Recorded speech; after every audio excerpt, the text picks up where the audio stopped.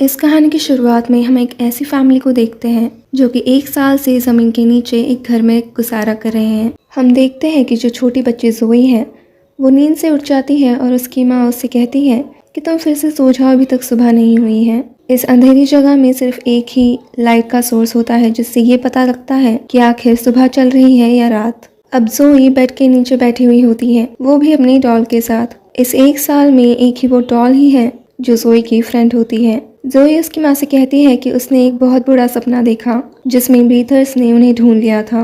उसके पापा भी वहाँ आ जाते हैं और उससे कहते हैं कि ये अंडरग्राउंड घर बिल्कुल सेफ है और जो डोर है उसे बहुत अच्छे तरीके से बंद किया गया है, तो यहाँ कोई भी नहीं आ सकता। अब ज़ोई को चेक करना होता है कि आखिर ये डोर सच में कोई खोल पाएगा या नहीं। उस पे उसकी माँ उसे रूल्स याद दिलाती है। ज़ोई रूल्स दोहराती है। रूल नंबर 1, हमेशा धीमी आवाज में बात करना है। रूल नंबर 2, कभी गुस्सा नहीं करना है। रूल नंबर 3, कभी गेट्स नहीं खोलना। रूल नंबर 4, कभी ब्रीथर के बारे में बात नहीं करनी है। ज़ोई को सब रूल्स याद है। वो अब ऊपर जाकर गेट पे जो लोहे की चेन्स बंधी हुई होती है उसे खींचने की कोशिश करती है, लेकिन गेट नहीं खुलता और उसे थोड़ा सुकून मिलता है। वो वापस से नीचे आ जाती है। अब उसकी माँ खाने के लिए बीन्स निकालती है, लेकिन ज़ोई को पीचेस के लिए जिद करने लग जाती है, तो उसकी माँ उसके सामने पीचेस का डब्बा रख देती है। लेकिन जब ज़ोई डब्बे को खोल के अंदर देखती है तो उसे पता चलता है कि डब्बा तो खाली है। उन्हें जल्द ही पता चलता है कि ऐसे ही कुछ 12 डब्बे खाली हो गए हैं और इन डब्बों में बड़ा छेद भी है। वो सोचते हैं कि ये किसका काम हो सकता है। उनकी नज़र दूसरे वाले गेट पे पड़ती है। शायद ये चूहे का काम हो सकता है क्योंकि वहां से किसी इंसान का आना पॉसिबल नहीं है। लेकिन अब ये परेशान हो जाते हैं क्योंकि उनके पास खाना ऑलरेडी कम है और ना ही वो बाहर जा सकते हैं। अब ऐसी हालात में उन्हें उस चूहे को ढूंढ के मारना ही होगा ताकि वो चूहा इनका और खाना खत्म न कर पाए। अब ज़ोई की मॉम उसे खाने के लिए बीन्स देती है, लेकिन उसे वो बिल्कुल भी पसंद नहीं होते क्योंकि उसे तो सिर्फ पीचेस ही खाने थे। वो अब गुस्सा हो जाती है और वो गुस्से में कंप्लेन करने लग जाती है। तब उसके पापा उसे समझाते हैं कि ये हमारा लक है जो हम अब तक जिंदा बच चुके हैं। ऐसा भी हो सकता है कि शायद बस हम ही हों जो अब तक बचे हुए हों, तो हमें जो भी मिला है उसमें हमें खुश रहना चाहिए। ज़ोई मान जाती है और बीन्स खा लेती है। कुछ देर बाद उसके मॉम डैड बातें कर रहे होते हैं। उसकी मॉम कहती है कि हमारी हालत खराब होती जा रही है और अगर खाना भी खत्म हो गया तो हमें यहाँ से बाहर निकलना ही पड़ेगा। तब ज़ोई के पापा कहते हैं कि मैं ऊपर जाकर खाना ढूंढने की कोशिश करूंगा। ज़ोई की मॉम डर कर बोलती है कि वो हमारी तलाश कर रहे हैं, अगर किसी ने तुम्हें देख लिया तो वो तुम्हें मार डालेंगे। लेकिन वो कहता है कि हमें सबसे पहले ज़ोई के बारे में सोचना पड़ेगा, हम ऐसे ही नहीं रह सकते। वो जब सो जाता है तो ज़ोई उसकी मॉम के साथ बैठी हुई होती है। ज़ोई पूछती है कि क्या डैडी सही कह रहे थे जब उन्होंने कहा कि बस हम ही लोग जिंदा हैं। तो उसकी मॉम उसे एक टेलीस्कोप की हेल्प से बाहर देखने को बोलती है। ज़ोई देखती है कि बाहर सब कुछ जल चुका है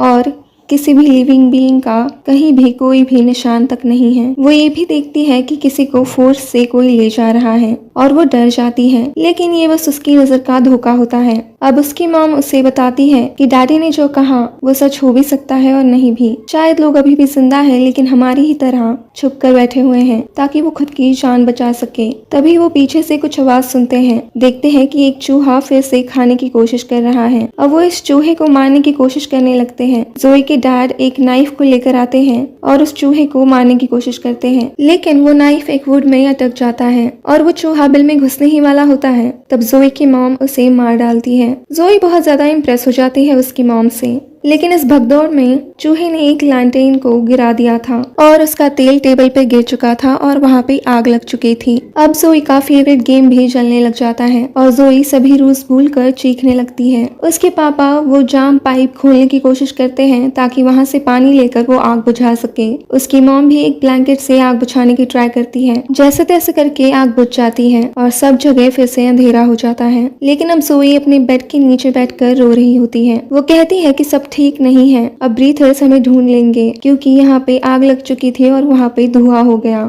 उसके डैड कहते हैं कि अभी रात हो चुकी है तो किसी को कोई नजर नहीं आएगा। लेकिन ज़ोई की मॉम की नजर उस राख पर पड़ती है। वो कहती है कि ऊपर जमीन पर भी राख फॉर्म हो गई होगी। जब जोई के पापा टेलीस्कोप से तो वो जानते हैं कि जोई की मॉम बिल्कुल सही कह रही हैं। ऊपर हर जगह सिर्फ राख ही राख थी। अब वो बहुत ज्यादा परेशान हो जाते हैं, लेकिन जोई के पापा कहते हैं कि वो हमें आज तक नहीं ढूंढ पाए तो अभी भी नहीं ढूंढ पाएंगे। लेकिन जोई की मॉम बहुत ज्यादा परेशान हो जाती है और वो कहती है कि हमें ऊपर जाकर वो राख हटानी ही होगी अगर हमें जिंदा रहना है तो। जल्द ही ये दोनों जोई को नीचे छोड़कर गेट खोलकर बाहर आ जाते हैं। उससे कहते हैं कि कुछ भी हो जाए, तुम्हें कुछ भी सुनाई दे, तुम बाहर मत आना। जोई बात मानकर नीचे ही रहती है और ये दोनों 300 दिन बाद फाइनली बाहर निकलते हैं। जोई को बस ये डर लगा रहता है कि कहीं ब्रीथर्स वहां न पहुंच जाए, इसीलिए वो टेलीस्कोप से उन दोनों पर नजर रखती है। वो फॉरेस्ट में कुछ हलचल देखती है और डर कर जोर से चिल्लाने लगती है ताकि उसके मॉम डैड उसे सुन ले और वापस अंदर आ जाए, लेकिन उसके मॉम डैड तक उसकी आवाज नहीं पहुंचती। जोई अब सीढ़ियां चढ़कर बाहर निकलने का ट्राई करती है। वो गेट भारी होने की वजह से उससे नहीं खुल रहा था, लेकिन वो जैसे तैसे करके वो गेट खोलकर बाहर पहुंच जाती है और वो चीखने लगती है अपनी मॉम डैड के लिए, क्योंकि उसके मॉम डैड वहाँ पे नहीं थे। अचानक से उसकी मॉम आकर उसके मुंह पर हाथ रख देती है। वो कहती है कि चुप रहो, एक तो तुम रूल्स तोड़कर बाहर आई और ऊपर से यहाँ पे आकर शोर मचा रही हो। तब जोई उससे कहती है कि मैंने दूर फॉरेस्ट में किसी को हमारी ओर आते हुए देखा। अचानक से कुछ हिरणों का झुंड उनको पार करके वहाँ से निकलता है। जोई के पापा हंसने लगते हैं क्योंकि उन्हें लगता है कि जोई इन्हीं को देख के डर गई, लेकिन उसकी मॉम कहती है कि ये हिरन भाग रहे हैं तो किसी से डर के ही भाग रहे होंगे। ये तीनों अब भागकर वापस घर में आ जाते हैं। जोई का डैड ऊपर सीढ़ियों पर भी बैठ जाता है क्योंकि उसे फुटस्टेप्स की आवाज सुनाई दे रही थी। जोई कहती है कि यहाँ ब्रीथर्स नहीं आ सकते क्योंकि वो हमेशा ग्रुप में ही आते हैं। उसके डैड कहते हैं कि ये बस एक आदमी है और ये अकेला हमें नहीं ढूंढ पाएगा, हमें बस इसके जाने का इंतजार करना होगा और हमें शोर नहीं मचाना है। लेकिन जोई की डॉल का लीवर एक पाइप में अटक जाता है, अगर वो छूट गया तो डॉल बहुत जोर से शोर मचाएगी। कुछ ही देर में वो लीवर छूट ही जाता है और वो डॉल आवाज करने लगती है।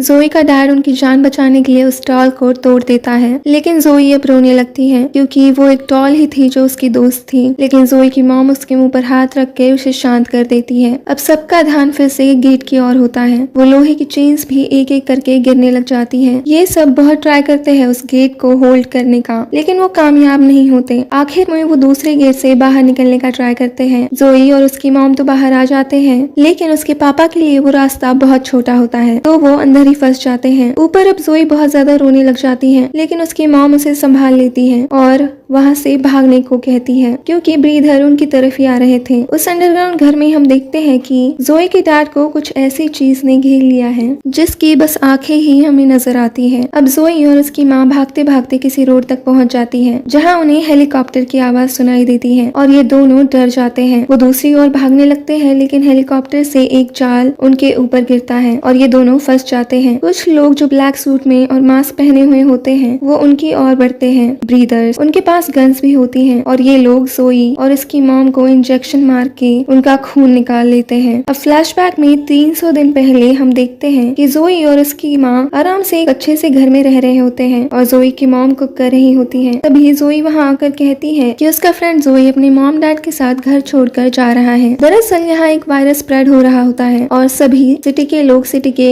बाहर जाने की सोच रहे होते हैं ताकि वो खुद की जान बचा सके। अब जोई की फैमिली भी वहाँ से निकल पड़ती है। एग्जिट तक जाके उन्हें पता चलता है कि सिटी को क्वारंटाइन कर दिया है और कोई भी सिटी से बाहर नहीं जा सकता और सबको सिटी के वापस अंदर जाने के लिए बोल दिया जा रहा है। बहुत से लोग तो ऑलरेडी वापस चले गए थे। तभी वो पहाड़ हिलने लगता है। जब ये लोग ऊपर देखते हैं तो पता चलता है कि कुछ मिलिट्री जेट सिटी में जाकर बॉम्ब ब्लास्ट कर पूरी सिटी को तबाह कर रहे हैं क्योंकि पूरी सिटी में वायरस स्प्रेड हो चुका है। ये एक गवर्नमेंट स्ट्रैटेजी होती है ताकि वो बाकी लोगों को बचा सके। ये सब डर जाते हैं और ये तीनों पहाड़ के ऊपर चढ़ने लग जाते हैं। अंडरग्राउंड घर मिलने पर उसके अंदर चले जाते हैं। वहाँ पर भी ब्लास्ट होता है, लेकिन उसका इम्पैक्ट नीचे नहीं होता। वहाँ देखने पर उन्हें खाने का स्टॉक भी मिलता है और वो सोचते हैं कि वो अभी सेफ है। लेकिन जोई की मॉम उसे अपना हाथ दिखाकर कहती है कि वो लोग इन्फेक्टेड हो चुके हैं और उन्हें अगर बचना है तो उन्हें छुप कर ही रहना होगा। दरअसल ये लोग ज़ॉम्बीज बन चुके थे और मिलिट्री फोर्स इन्हें मारना चाहती है। फ्लैशबैक खत्म होता है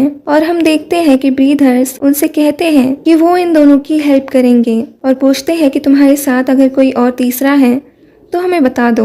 जोई यहाँ पे कहती है कि उसके साथ सिर्फ उसके डैड ही थे। ये सुनने पर सभी ब्रीथर्स उन पे गन पॉइंट करते हैं। जोई की मॉम गुस्सा होकर बोलती है कि तुम लोग तो हमारी हेल्प करने वाले थे। तो ब्रीथर्स कहते हैं कि वो वही कर रहे हैं। ब्रीथर्स शूट करने ही वाले होते हैं कि एक ज़ॉम्बी यानी जोई के डैड ही उन पे हमला कर देते हैं। वो जोई और उसकी माँ को बचाने की पूरी कोशिश करते हैं, लेकिन ब्रीदर्स जल्द ही उन्हें गोलियां मारकर उसे मार डालते हैं। जोई और उसकी मॉम वहाँ से बच निकलते हैं। जोई एक कार के अंदर बैठी हुई होती है और उसकी मॉम ज़ॉम्बी बनकर ऑलमोस्ट हर किसी ब्रीदर को खत्म कर देती है, लेकिन एक ब्रीदर उसे मारने ही वाला होता है। वो उसके फॉरहेड पर गन रख देता है। वो सोचती है कि यही उसका अंत है, लेकिन जोई पीछे से तभी आकर उस पे हमला कर देती है। वो ज़ॉम्बी बन चुकी होती है और वो अपनी मॉम पे भी हमला करने वाली होती है, लेकिन उसकी माँ उसे शांत करती है। वो जब अपने डैड को देखती है तो वो आखिरी सांसें ले रहे होते हैं। जोई पूरी तरीके से टूट जाती है, लेकिन उसकी माँ उसे संभालती है और वापस से एक अंधेरी टनल में ले जाती है ताकि उन्हें कोई और ढूंढ ना पाए। वो दोनों अंदर चलते हैं तो उन पे कोई फ्लैशलाइट मारकर उनके पास आ रहा होता है। उन्हें पता चलता है कि वो इंसान कोई और नहीं बल्कि जोई का फ्रेंड जॉय होता है। वो उन्हें एक गेट के पास ले जाता है। वो देखते हैं कि अभी भी बहुत से लोग जिंदा थे और यहाँ पे छुपे हुए थे। ये जानकर जोई को बहुत सुकून मिलता है। ये सब लोग भी ज़ॉम्बीज बन चुके थे, तो इनसे उन्हें कोई भी खतरा नहीं था। अब जोई और उसकी मॉम भी